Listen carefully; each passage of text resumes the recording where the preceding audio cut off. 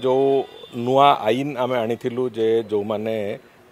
परीक्षा रे स्वच्छता को व्याहत करने को चेष्टा करुवे केमती अधिक दंड मिल से बाबद भी सरकार निष्पत्ति नहीं सारी एवं ताकू गतकाली जो माननीय मुख्यमंत्री जो घोषणा थिला जे आमे पुलिस रो विभिन्न रिक्रुटमेंट हो कि आमर विभिन्न रिक्रुटमेंट दिग को रक्षा देखा गले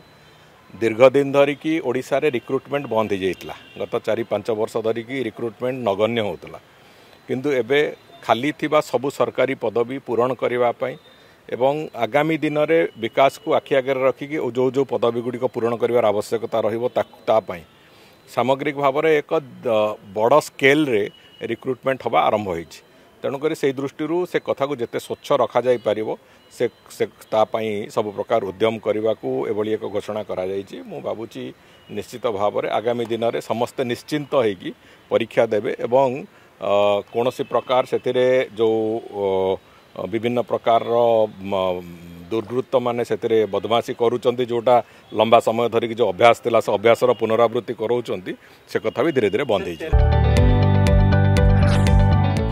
जदि आपंक आम भिडी भल लगा तेब आम चैनल को लाइक शेयर और सब्सक्राइब करने को जमा भी भूलु नहीं।